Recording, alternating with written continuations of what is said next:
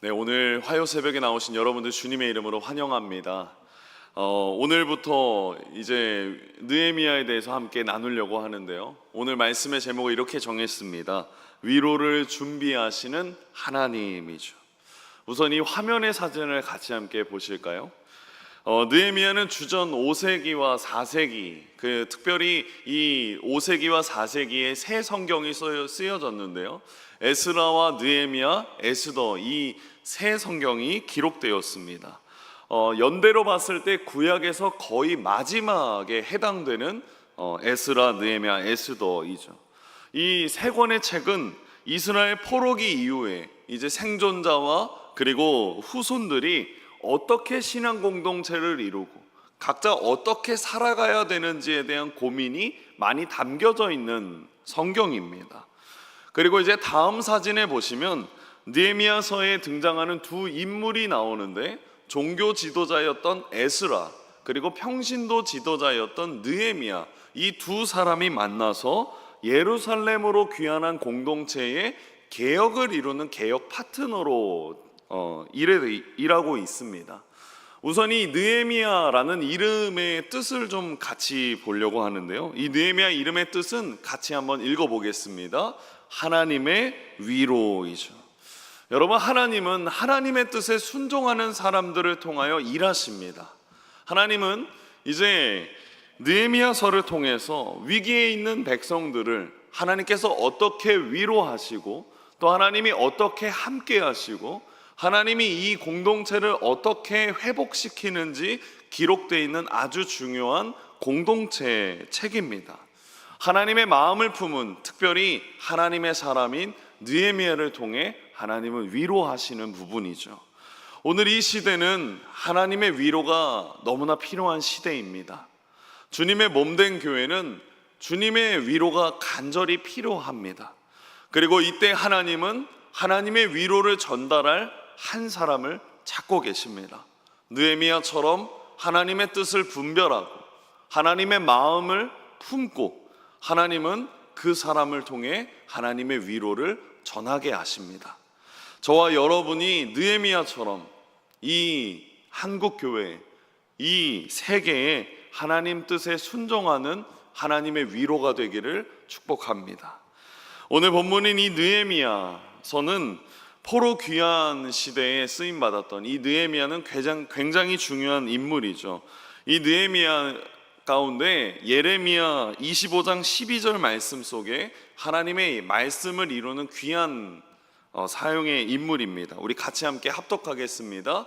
여호와의 말씀이니라. 70년이 끝나면 내가 바벨론의 왕과 그의 나라와 갈대아인의 땅을 그 죄악으로 말미암아 벌하여 영원히 폐허가 되게 하되. 여기서 이 70년이라는 해가 끝나면 이제 하나님께서 예레미야 선지자를 통해 약속하신 말씀을 이루는 부분입니다.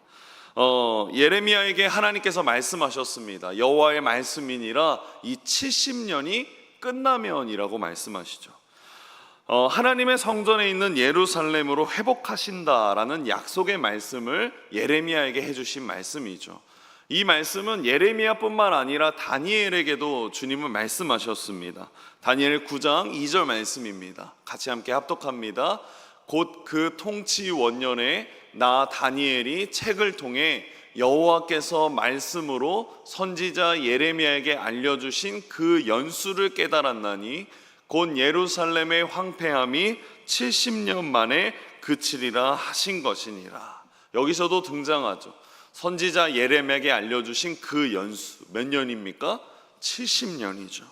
많은 하나님의 사람들이 하나님의 약속을 기억했고, 그리고 그 약속을 토대로 기도했습니다. 그리고 마침내 신실하신 하나님께서 그 약속을 지키시면서 이스라엘 백성들을 포로에서 귀환하게 하십니다.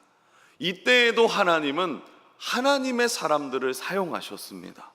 하나님 마음에 맞는 그 믿음의 사람들의 기도를 통하여서 하나님은 역사의 회복을 이루시고 하나님의 말씀을 이루셨습니다. 그 약속 그대로 이스라엘은 세 차례에 걸쳐서 포로에서 귀환하게 되죠. 1차 포로 귀환 때는 스룹바벨이라는 지도자를 사용하시고, 그리고 2차 귀환 때는 에스라를 사용하시고, 3차 귀환 때는 오늘 말씀의 주인공인 느헤미야를 통해서 귀환하십니다. 하나님께서는 세 번째 귀환을 통해서 느헤미야를 통해 성벽을 재건하고 이스라엘 백성들에게 영적 부흥을 경험하도록 이끄셨던 것입니다. 오늘 본문 말씀 1장 1절 말씀에 이렇게 말합니다. 우리 같이 함께 합독하겠습니다. 하가랴의 아들 느헤미야의 말이라. 아닥사스다 왕 제20년 기슬루월에 내가 수산궁에 있는데. 저는 이 말씀 속에서 수산궁이 무엇일까 이걸 좀 찾아봤습니다. 사진을 같이 함께 보겠습니다. 여러분, 이 지도에 보시면 이 지도는 페르시아 제국의 지도인데 여기서 제가 빨간 동그라미에 수사라고 기록되어 있는 도시가 보이십니까? 그 도시에 있는 궁이 오늘 본문 말씀에 등장하는 수산궁입니다. 그리고 노란색이 익메다, 에크바타나라고 되어 있고, 그리고 파란색이 페르세폴리스라고 되어 있는데, 이 장소들은 이 도시에 있는 이 도시마다 왕궁들이 건설되어 있었습니다. 그러니까 페르시아 제국의 페르시아 왕은 이 도시들을 옮겨가면서 왕궁 속에서 진무를 했다라는 거죠. 특별히 이 지도 속에 있는 빨간색, 그리고 노란색, 파란색, 이 동그라미 속에 있는 왕궁들을 옮겨다니며 이 왕은 진무를 했다라는 거죠. 특별히 이 수산궁, 빨간색이라고 표시되어 있는 이 궁전은 한가할 때에 사용되는 궁전입니다. 여러분, 사계절 중에 가장 한가할 때가 언제일까요? 겨울이겠죠. 겨울에 해당되는 궁전이었습니다. 당연히 한가할 때 머무는 궁전이니까 신하들과 왕이 가장 친근하고 가장 친근해질 수 있었던 그런 시기의 궁전이라고 볼 수 있죠. 특별히 이 시기에 느헤미야가 수산궁에서 일하게 된 것은 그가 유능한 사람인과 동시에 왕에게 너무나 편안하고 친근한 사람이었다라는 것을 알려주고 있습니다. 그리고 느헤미야의 신분이 11절 말씀에 등장하는데 우리 같이 함께 합독하겠습니다. 그때 내가 왕의 술관원이 되었느니라. 그는 당시 페르시아의 아닥사스다 왕의 술관원이었습니다. 오늘 이 시대 왕에게 술을 따라주는 사람이라고 생각한다면 그다지 중요하지 않은 직책이라고 생각할 수 있습니다. 다음 사진을 함께 보겠습니다. 여러분, 역사가들에 의하면 당시 페르시아 왕에게 영향을 끼칠 수 있는 두 사람이 이 사진 속에 등장하는데, 한 사람은 왕비였고 한 사람은 술관원이었습니다. 이것은 시험 봐서 올라갈 수 있는 자리도 아니었고 또 누군가의 추천을 받아서 올라갈 수 있는 자리도 아닙니다. 그저 왕과의 개인적인 신뢰, 왕으로부터 인격적으로 신뢰받은 사람이 오를 수 있는 위치였기 때문이죠. 이 모든 것을 보면 우리는 하나님의 놀라운 섭리를 보게 됩니다. 하나님은 하나님의 때에 맞게 하나님의 사람들을 준비하시기 때문입니다. 우리는 우리의 시간표대로 움직이기를 원하지만 하나님의 시간표는 우리와 완전히 다릅니다. 하나님은 하나님이 정하신 시기에 하나님의 사람을 가장 적합하게 사용하시기 때문입니다. 그래서 에스더가 왕으로서 수산궁에 있었고, 요셉이 총리로서 애굽을 다스렸고, 다니엘이 바벨론의 총리로 있었던 것입니다. 하나님께서 이제 느헤미야를 아닥사스다 왕의 술관원으로서 가장 정확한 때와 일로 그를 준비하시고 사용하셨던 것입니다. 그런데 여러분, 인간적으로 보고 세상적인 관점으로 본다면 느헤미야는 가장 안락하고 가장 평안한 삶을 살 수 있었던 위치에 있었습니다.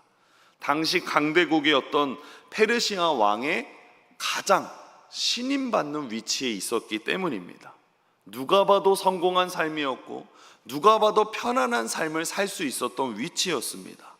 그런데 놀랍게도 느헤미야의 관심과 느헤미야의 영혼은 예루살렘에 있었습니다. 특별히 그는 한 번도 만나보지 못했던 사람들을 향한 뜨거운 마음을 가지고 있었습니다. 왜냐하면 그가 하나님의 나라에 대한 열정, 하나님 백성들을 향한 뜨거운 마음이 있었기 때문입니다. 그는 늘 주님께 기도했고 주님을 의지했고 주님께서 일하여 주시기를 간절히 구했습니다. 그래서 그의 관심은 늘 하나님에게 있었다라는 거죠. 그리고 하나님은 하나님을 향한 간절함이 있는 느헤미야를 준비시키셨고 아끼셨으며 특별히 주님께서 택하신 이스라엘 백성들의 기도에 응답해 주셨습니다. 오늘 이 시대에 예루살렘의 형편과 같은 한국 교회의 모습은 어떻습니까? 이 대한민국의 상황을 바라보면서 우리는 느헤미야처럼 깊은 기도를 가지고 기도해야 되지 않겠습니까? 당시 세상을 바라보며 누군가를 단순히 정죄하고 비난하는 것에 그쳐서는 안 됩니다. 우리는 하나님의 마음을 품고 느헤미야와 같은 깊은 관심을 가져야 합니다. 나는 누구에게 해를 끼치지 않고 악을 행하지 않고 또 문제를 일으키지 않아서 나는 괜찮아 라는 것은 자만입니다. 오직 자신만 생각하는 신앙에 머무는 것입니다. 우리는 그것을 뛰어넘어서 마땅히 가져야 될 관심, 즉 주님의 나라와 그 뜻을 위한 관심을 가져야 될 줄 믿습니다. 오늘 이 시대에 하나님께서 이 세상을 어떻게 위로하시겠습니까? 바로 느헤미야와 같이 주님의 마음을 품고 깊은 관심을 가진 사람들을 통하여서 하나님은 하나님의 위로를 이 땅에 보여주실 것입니다. 이제 느헤미야는 형제 하나니로부터 예루살렘의 형편의 소식을 듣게 됩니다. 우리 2절 말씀과 3절 말씀 함께 합독하겠습니다. 내 형제들 가운데 하나인 하나니가 두어 사람과 함께 유다에서 내게 이를 얻기로 내가 그 사로잡힘을 면하고 남아있는 유다와 예루살렘 사람들의 형편을 물은즉 그들이 내게 이르되 사로잡힘을 면하고 남아있는 자들이 그 지방 거기에서 큰 환난을 당하고 능욕을 받으며 예루살렘 성은 허물어지고 성문들은 불탔다 하는지라. 두 차례에 걸친 이 포로 기한에 불구하고 예루살렘은 회복되지 않았습니다. 아직 불에 탄 성문이 있었고 성벽은 재건되지 않았습니다. 고대 도시에 성벽이 없다, 이것은 늘 위협 속에 있다는 것과 마찬가지입니다. 이방 민족들의 끊임없는 침략, 그로 인해 수치와 수모를 당할 수밖에 없는 그러한 도시의 모습을 하나니로부터 듣게 됩니다. 그 모습 속에서 이제 누군가가 성벽을 재건해야 되는 일을 해야 됐고, 성벽을 재건하려는 이 일에는 엄청난 희생과 헌신이 필요했습니다. 1차 포로기한 때도 마찬가지였습니다. 학개와 스가랴 선지자가 이스라엘 민족들을 일깨우기 이전에는 그들은 자기 먹고 사는 문제에 바빴습니다. 오늘 이 시대에 역사의 위기가 찾아오는 것은 각자 자기 삶에만 관심 가지고 있기 때문은 아니겠습니까? 특별히 하나님의 사람들이 역사에 깊은 관심을 가지고 느헤미야와 같이 하나님의 마음으로 기도해야 될 줄 믿습니다. 하나님께서 오래전에 예레미야에게 이렇게 질문하셨습니다. 예레미야 15장 5절 말씀입니다. 우리 함께 합독하겠습니다. 예루살렘아, 너를 불쌍히 여길 자 누구며 돌이켜 내 평안을 물을 자 누구냐. 누가 예루살렘의 형편을 살피고 그 안녕에, 그 평안에 물을 자가 누구냐라는 그 질문 앞에 대답할 수 있는 사람은 느헤미야였습니다. 느헤미야가 예루살렘의 그 유대인들에게 형편을 관심을 가질 수 있었던 것은 단지 동족이라는 이유로 가졌던 것이 아닙니다. 이스라엘 민족의 수치는 곧 하나님의 수치였기 때문입니다. 하나님의 거룩한 영광과 이름에 대해서 헌신을 가지고 열정을 가질 수 있었던 것은 느헤미야가 예루살렘의 형편에 깊은 관심을 가졌기 때문입니다.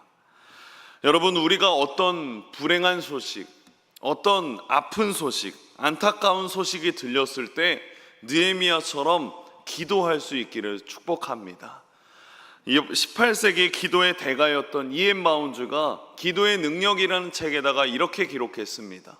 세상이 바뀌지 않는 것은 올바른 이야기를 하는 사람이 없어서가 아닙니다.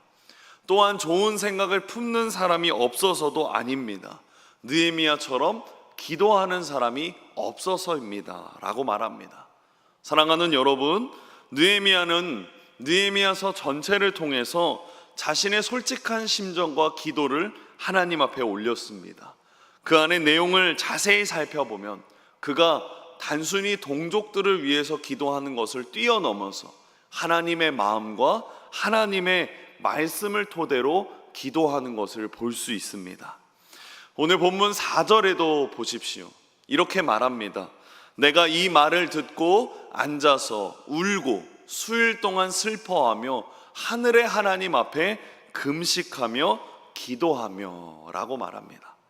느헤미야가 내가 라는 표현을 쓰는 것처럼 일기처럼 고백합니다. 특별히 4절 마지막 부분엔 기도하여 라는 이 단어를 사용하는데 이것은 곧 중보하다라는 의미의 번역과 동일한 단어를 사용합니다.